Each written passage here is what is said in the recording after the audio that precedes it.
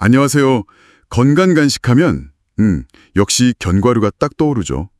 고소하고 영양도 많다고 해서 많이들 드시잖아요. 네, 그렇죠. 아주 대중적인 간식이죠. 그런데 이 견과류가요. 특히 우리 60세 이상 어머님들께는 젊었을 때랑 좀 다르게 작용할 수도 있대요. 오히려 건강에 안 좋을 수도 있다는 이야기도 있고요. 혹시 들어보셨어요? 아, 네, 그게 사실입니다. 아무래도 나이가 들면 몸의 기능들이 조금씩 달라지니까요. 그래서 오늘은 저희가 받은 건강 정보들이랑 여러 연구 자료들을 좀 모아서 어르신들이 견과류 드실 때 꼭 아셔야 할 점들을 아주 깊이 파헤쳐 보려고 합니다. 네, 좋은 시간이 될 것 같습니다. 어떤 건 정말 보약처럼 좋고 또 어떤 건 왜 조심해야 하는지 그 핵심만 딱딱 짚어드릴게요. 자, 준비되셨죠? 네, 사실 노화가 진행되면요, 우리 몸의 소화 기능이나 영양소를 처리하는 대사 능력, 또 간에서 독소를 거르는 해독 능력 같은 게 젊을 때보다 떨어지게 돼요. 아, 기능이 좀 떨어지는군요. 네, 실제로 한 현대의학 저널 연구 보니까요, 이런 기능들이 평균 한 30% 정도 감소한다고 하더라고요. 우와, 30%나요? 꽤 많이 줄어드네요. 그렇죠. 그러니까 똑같은 음식을 먹어도 60대 이후에는 몸이 좀 다르게 반응할 수밖에 없는 거죠. 특히 견과류는 어떻게 보관했는지 또 어떻게 가공했는지에 따라서도 달라고. 아, 보관 상태도 중요하군요. 네, 그리고 뭐 고혈압이나 당뇨 같은 거 있으신 분들은 또 그 영향이 정말 천차만별로 달라질 수 있습니다. 그렇군요. 이게 그냥 몸에 좋다고만 생각할 게 아니네요. 그럼 먼저 우리가 을의 건강에 좋다고 생각했던 견과류 중에서요. 오히려 어르신들께는 좀 안 좋을 수도 있는 것들부터 살펴볼까요? 네, 그게 좋겠습니다. 가장 흔하게 드시는 땅콩부터 시작해보죠. 이건 왜 조심해야 할까요? 땅콩 하면 제일 걱정되는 게 바로 아플라톡신이라는 곰팡이 독소예요. 곰팡이 독소요? 네, 이게 좀 습한 데 두면 쉽게 생기거든요. 근데 이게 또 열에 엄청 강해요. 그래서 볶거나 끓여도 잘 안 없어져요. 아, 조리해도 소용없군요. 네, 세계보건기구 WHO에서도 이 독소가 간 손상 일으키고 심한형 간암 위험까지 높인다고 경고하고 있어요. 특히 우리 어머님들처럼 간 기능이 좀 약해지신 분들은 이걸 해독하기가 더 어렵거든요. 그래서 더 위험할 수 있죠. 아, 간에 안 좋군요. 듣기만 해도 좀 무서운데요? 그리고 또 한 가지가 있어요. 땅콩에는 오메가3 지방산이 좀 많이 들어있어요. 오메가3요? 그건 좋은 거 아니에요? 네, 필수 지방산 맞는데요. 중요한 건 오메가3와의 균형이에요. 근데 땅콩만 너무 많이 드시면 이 균형이 깨져서 몸 안에서 염증 반응을 막 일으킬 수 있어요. 아, 염증 반응이요? 네, 그래서 관절염이나 심혈관 질환 같은 거, 그런 만성 염증성 질환 앓고 계신 어르신들은 좀 더 주의하시는 게 좋습니다. 와, 곰팡이 독소에 염증까지. 땅콩 좋아하시는 분들은 걱정 좀 되시겠어요? 그럼 땅콩 대신에 뭘 먹는 게 나을까요? 그래도 정 먹고 싶다면 좀 안전하게 먹는 방법은 없을까요? 좀 더 안전한 걸로는 아몬드나 호두를 추천해드리고 싶어요. 만약 땅콩을 꼭 드셔야겠다면 정말 신선한 건지 잘 확인하시고요. 꼭 밀폐해서 냉장 보관하셔야 해요. 네네, 냉장 보관. 네, 그리고 조금이라도 뭐 곰팡이가 보인다거나 이상한 냄새가 난다 싶으면 그건 절대 드시면 안 됩니다. 아깝다고 생각하지 마시고요. 알겠습니다. 땅콩에 숨겨진 위험 잘 기억해야겠네요. 그럼 다음으로 좀 달콤하고 부드러워서 인기 많은 캐슈넛은 어때요? 이건 또 다른 문제가 있을까요? 네, 맞아요. 캐슈넛은 또 다른 점을 좀 봐야 하는데요. 다른 견과류보다 탄수화물 함량이 눈에 띄게 높아요. 아, 탄수화물이요? 네, 100g 기준으로 보면 한 30g 정도 되거든요. 그래서 혈당을 좀 빨리 올릴 수 있어요. 아, 혈당. 당뇨 있으신 분들은 조심해야겠네요. 그렇죠. 대한당뇨병학회 연구에서도 보면 견과류 중에서는 혈당 지수가 좀 높은 편으로 봐요. 그러니까 당뇨병 있으시거나 혈당 관리 필요하신 어르신들은 드시는 양을 꼭 신경 쓰셔야 합니다. 그렇군요. 양 조절이 필수네요. 그리고 이건 좀 의외인데 캐슈넛이 크기도 적당하고 표면이 매끈하잖아요. 네, 먹기 편하죠. 그래서 그냥 꿀꺽 삼키다가 목에 걸릴 위험이 있어요. 이게 나이가 들면 삼키는 반사 기능이 자연스럽게 좀 약해지거든요. 아, 맞아요. 살에 잘 들리죠. 네, 실제로 노인분들 응급실 오시는 원인 중에 음식물 때문에 질식하는 경우가 꽤 있다고 해요. 그러니까 드실 때는 꼭꼭 씹어서 천천히 삼키는 습관이 정말 중요합니다. 꼭꼭 씹어먹기. 명심하겠습니다. 그리고 마지막으로 하나 더요. 캐슈넛에는 옥살레이트라는 성분이 들어있어요. 옥살레이트요? 그건 뭔가요? 이게 몸속에서 칼슘이랑 만나면 신장 결석을 만들 수 있어요. 혹 결석이요? 네. 그래서 신장 기능이 좀 약하신 어르신이나 예전에 결석 앓으셨던 분들은 캐슈넛 섭취를 좀 줄이시는 게 좋겠습니다. 이야, 캐슈넛도 혈당, 질식 위험에 신장 결석까지 생각보다 따져볼 게 많네요. 그럼 이번엔 아주 고소한 맛으로 유명한 마카다미아. 이건 어때요? 이것도 조심할 게 있나요? 네, 마카다미아는요, 가장 큰 특징이 칼로리랑 지방 함량이 엄청 높다는 거예요. 아, 칼로리가 높아요? 얼마나 높은데요? 미국 농무부 자료 보니까 한 28g? 그러니까 손으로 한 줌 정도? 그 정도만 먹어도 거의 200칼로리나 돼요. 200칼로리요? 와, 네, 같은 양의 아몬드가 한 160kcal, 호두가 한 180kcal 정도니까 비교해보면 꽤 높죠. 그러네요. 진짜 녹네요. 이게 고소해서 자꾸 손이 가잖아요. 근데 체중 관리가 중요한 우리 어머님들께는 이게 좀 부담이 될 수 있죠. 맞아요. 고소해서 몇 개 집어먹다 보면 금방 한 움큼 먹게 되는데 특히 체중 관리 신경 쓰시는 분들은 조심해야겠네요. 그렇습니다. 그리고 지방이 많은 만큼 포화 지방 비율도 다른 견과류보다 조금 높아요.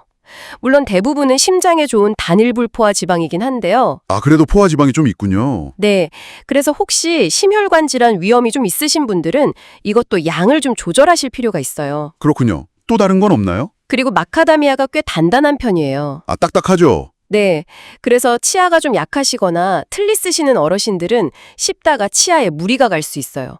그러니까 통째로 드시기보다는 좀 잘게 부수거나 갈아서 요리 같은 데 넣어서 드시는 게 더 안전할 수 있습니다. 알겠습니다. 마카다미아는 칼로리, 포화지방, 치아 부담 이렇게 기억하면 되겠네요. 듣고 보니 견과류마다 정말 주의할 점이 다 다르네요. 그럼 우리한테 익숙한 잣은 어때요? 고명으로도 많이 쓰고 그냥 먹어도 맛있잖아요. 잣은 일부 사람들한테 좀 특이한 증상을 일으킬 수가 있어요. 특이한 증상이요? 네, 소나무 잎 증후군이라고 들어보셨어요? 소나무잎 증후군이요? 처음 들어보는데요. 네, 미국 FDA에도 보고된 건데요.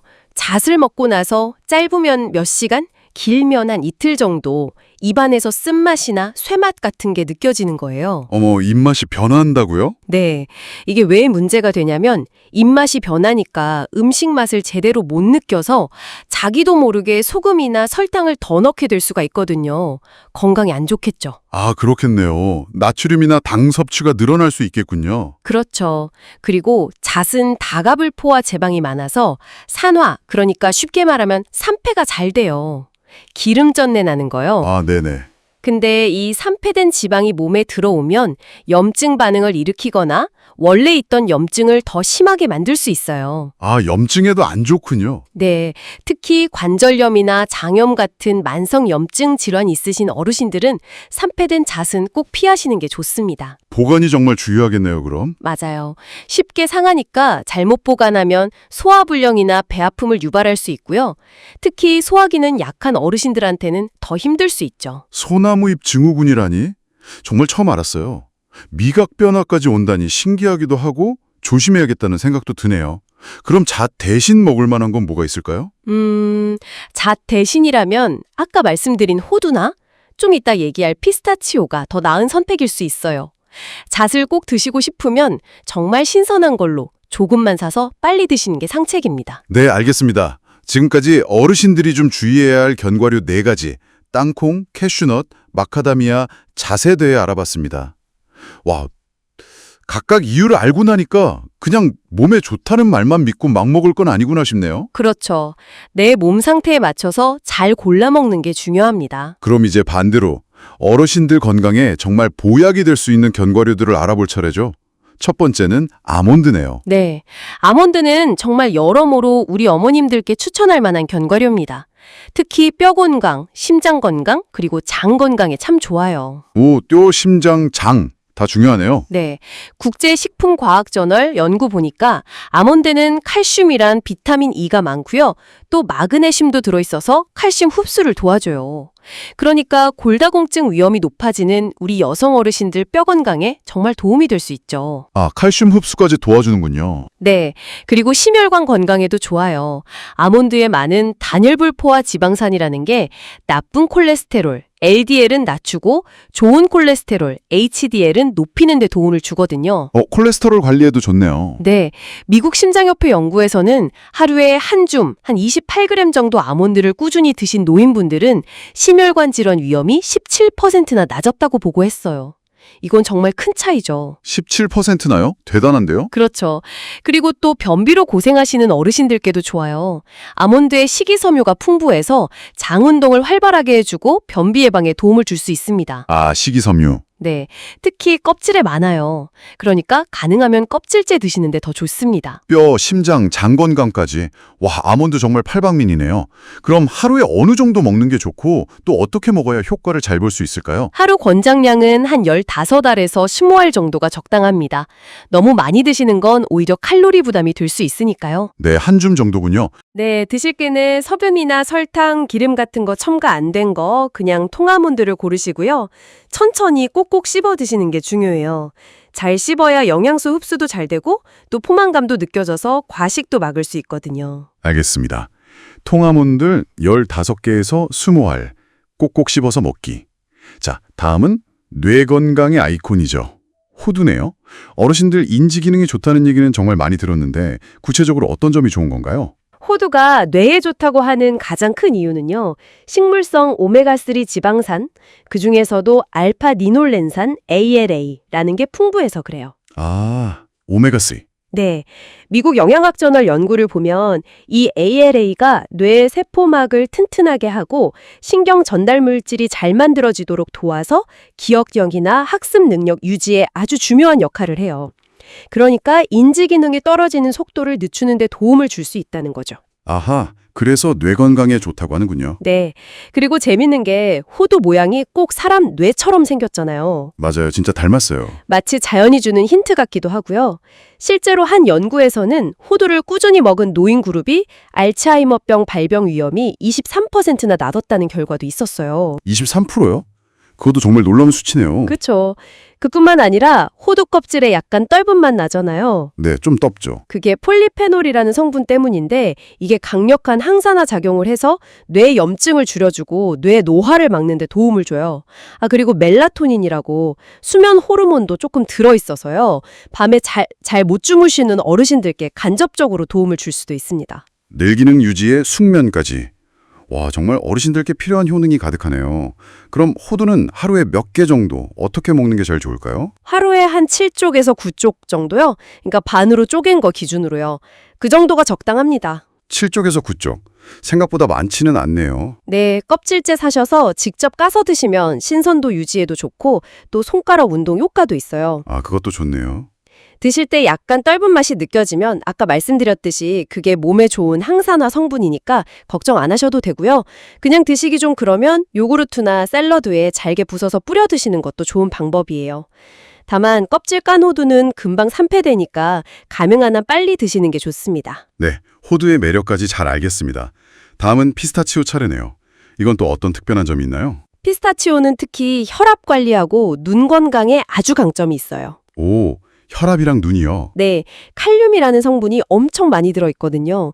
이게 우리 몸속 나트륨을 밖으로 내보내는 걸 도와서 혈압을 안정시키는 데 기여해요. 아, 나트륨 배출. 네, 미국 심장협회에서도 칼륨 섭취가 중요하다고 강조하는데 고혈압 관리가 꼭 필요한 우리 어르신들께는 정말 좋은 소식이죠. 단 당연히 소금 안 친 걸로 고르셔야 하고요. 네, 무염 제품으로요? 그럼 눈 건강에는 어떻게 좋은데요?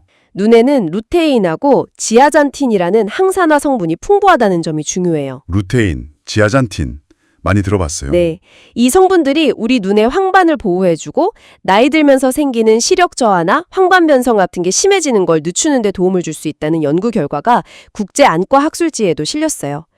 눈이 침침해지기 쉬운 노년기에는 정말 필요한 영양소죠. 와, 눈 건강까지 챙겨주네요. 단백질도 높고 칼로리는 낮고 좋네요. 네, 나이 들면서 근육 줄어드는 거 걱정하시는 어머님들께 좋은 간식이 될 수 있고 식이섬유도 많아서 소화에도 좋습니다. 혈압, 눈, 근육까지. 피스타치오도 정말 유익하네요. 이건 하루에 얼마나 먹으면 좋고 뭐 팁 같은 게 있을까요? 하루에 한 49알 정도, 그 정도가 적당량이에요. 49알이요. 꽤 많은데요? 네, 알이 작으니까요. 근데 앞서 말씀드렸듯이 반드시 무염이나 저염 제품을 고르시는 게 중요하고요. 껍질 있는 걸 사서 직접 까드시면 천천히 먹게 되니까 과식도 막고 또 손이랑 뇌를 쓰는 소소한 재미도 있어요. 아, 까먹는 재미도 있겠네요. 그렇죠. 근데 껍질 까는 게 좀 번거롭다 하시면 깐 제품을 사시되 조금씩 포장된 걸 사서 드실 때마다 딱 여놓은 게 신선도 유지에는 더 좋습니다. 네, 알겠습니다. 이제 마지막 주자네요. 브라질 너트. 이건 다른 견과류보다 좀 낯설게 느끼실 수도 있을 것 같은데 어떤 점이 특별한가요?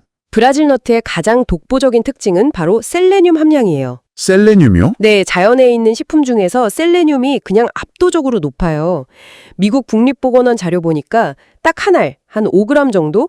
그것만 먹어도 하루 셀레늄 권장량의 137%를 먹는 거래요. 와, 하나래요?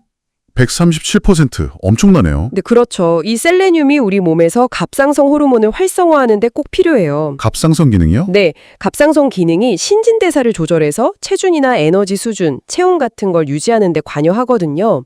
근데 60대 이후에 갑상선 기능 떨어지는 분들이 꽤 많으세요. 맞아요. 주변에도 그런 분들 계시더라고요. 네, 바로 이 부분에서 브라질 너트가 도움을 줄 수 있는 거죠. 또 셀레늄은 아주 강력한 항산화 작용을 해서 세포 손상 막고 노화 늦추는 데도 기여하고요. 항산화 효과도 있군요. 네, 그리고 마그네슘도 풍부해서 근육 기능이나 신경 전달 돕고 뼈 건강에도 중요해요. 어르신들 가끔 눈꺼풀 떨리거나 근육 경련 나고 밤에 잠 못 자고 그런 경우 있잖아요. 그런 거 완화하는 데도 도움을 줄 수 있습니다. 와, 정말 하루 한두 알로 이런 효과를 다 볼 수 있다니 엄청 강력하네요. 그런데 이렇게 강력하면 먹을 때 특별히 조심해야 할 점도 있을 것 같아요. 네, 바로 그게 핵심입니다.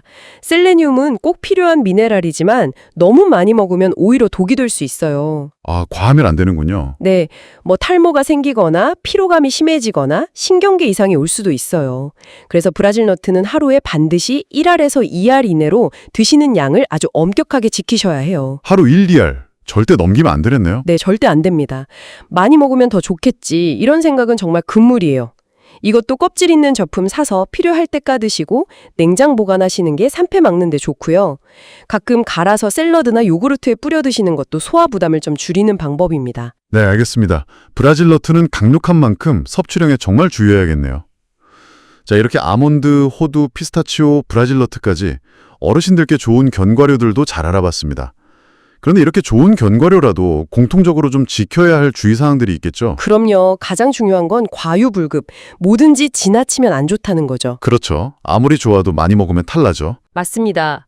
아무리 몸에 좋은 견과류라도 너무 많이 먹으면 소화불량이나 설사, 배에 가스 차는 것 같은 위장장애를 일으킬 수 있어요. 대한영양학회 연구에서도 지적하듯이 특히 소화기능이 약해진 우리 어르신들은 갑자기 지방이랑 식이섬유를 많이 먹으면 탈나기 쉬워요. 소화 부담이 크군요. 네. 그리고 견과류는 기본적으로 칼로리가 높은 식품이라는 걸 잊으시면 안 돼요. 건강에 좋다고 그냥 생각 없이 막 집어먹다 보면 나도 모르게 칼로리를 너무 많이 먹게 돼서 체중이 늘 수 있어요. 아, 살찔 수 있죠. 네. 하루에 딱 한 줌 정도 정해진 양만 드시는 습관이 중요합니다.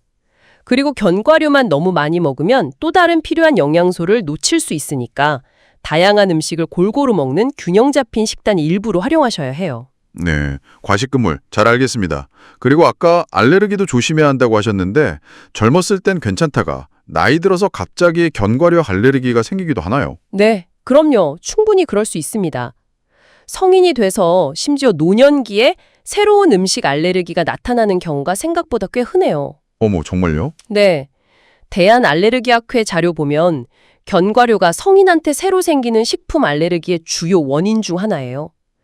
평생 땅콩 잘 먹었는데 어느 날 갑자기 땅콩 먹고 입술이 붓거나 두드러기가 나고 심하면 숨쉬기 힘들어질 수도 있다는 거죠. 와, 무섭네요. 갑자기 그러면 정말 당황스럽겠어요. 그렇죠.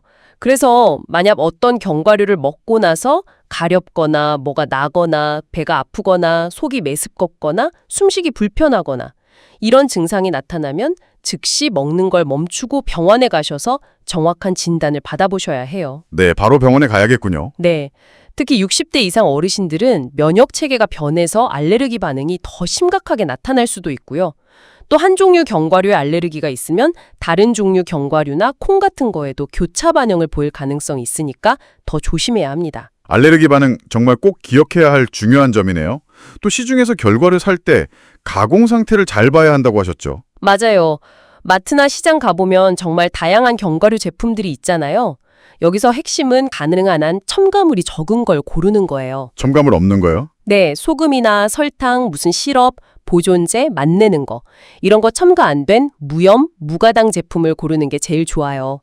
한국식품영양과학회지 연구에서도 보면 그냥 자연 상태의 생견과류나 아주 살짝만 볶은 제품이 영양소 보존에 더 좋다고 하거든요. 아, 생견과류나 살짝 볶은 거. 네, 특히 혈압이나 혈당 관리 필요하신 어르신들은 제품 뒷면에 있는 영양성분표랑 원재료명 꼭 꼼꼼하게 확인하는 습관을 들이셔야 합니다. 그렇죠. 성분표 확인 필수죠. 네, 그리고 너무 높은 온도에서 오래 볶은 견과류는 맛은 고소할지 몰라도 좋은 지방산이 산화되거나 비타민 같은 영양소가 파괴될 수 있어요. 그러니까 가급적이면 생견과류나 저온에서 짧게 로스팅한 제품을 선택하시는 게 현명합니다. 네, 알겠습니다. 그리고 약 드시는 어르신들도 견과류 먹을 때 조심해야 할 게 있다고요. 이건 정말 중요한 정보 같은데요. 네, 아주 중요합니다. 어떤 견과류 성분이 드시고 있는 약효에 영향을 줄 수가 있어요. 약효에 영향을 준다고요? 네, 예를 들면 아까 피스타치오에 비타민 K가 많다고 했잖아요. 네. 근데 와파린 같은 혈액 묽게 하는 약, 항응고제 드시는 분들이 비타민 K를 갑자기 많이 먹으면 약효가 떨어질 수 있어요. 아, 큰일 나겠네요. 그렇죠. 대한약사회 자료에서도 항응고제 드실 때는 비타민 K 섭취량을 일정하게 유지하는 게 중요하다고 해요. 그렇군요. 또 다른 상호작용도 있나요? 네, 견과류에 많은 식이섬유가 갑상선 호르몬제나 다른 특정 약들이 몸에 흡수되는 걸 방해할 수도 있어요. 그래서 약 드실 때는 견과류랑 같이 드시지 말고 약 먹기 전후로 최소 30분에서 1시간 정도는 간격을 두는 게 좋아요. 아, 시간 간격을 둬야 하는군요. 네. 그리고 칼륨 많은 견과류, 피스타치오 같은 거요. 그런 건 또 특정 고혈압 약이나 이뇨제랑 같이 먹으면 피 속의 칼륨 농도가 너무 높아질 위험도 있고요. 와, 생각보다 고려할 게 많네요. 그래서 평소에 드시는 약이 있다면 새로운 견과류를 식단에 넣기 전에 반드시 의사 선생님이나 약사님하고 상담하셔서 이거 먹어도 괜찮은지, 주의할 점은 없는지 꼭 확인하시는 게 안전합니다. 특히 여러 종류 약 드시는 어르신들은 약물 상호작용 가능성이 더 높으니까 더 세심하게 주의하셔야 하고요. 약물과의 상호작용, 정말 이건 꼭 기억하고 확인해야겠네요. 자, 마지막으로요. 견과류를 신선하게 보관하는 방법이랑 먹기 전에 상태 확인하는 팁 좀 정리해 주시면 좋겠어요. 잘못 보관하면 오히려 독이 될 수도 있다고 하셨으니까요. 맞아요. 견과류에 들어있는 지방 성분은 빛, 열, 공기 중의 산소, 습기 이런 거에 닿으면 쉽게 산패돼요. 기름 짠내 나는 거요. 네, 산패. 산패된 견과류는 맛이랑 향도 변하고 영양가도 떨어질 뿐만 아니라 심하면 우리 몸에 해로운 물질을 만들 수도 있어요. 그래서 보관이 정말 중요해요. 그럼 어떻게 보관해야 제일 좋은가요? 가장 좋은 방법은 밀폐 용기에 딱 담아서 냉장이나 냉동 보관하는 거예요. 공기랑 최대한 안 만나게 하는 게 핵심이에요.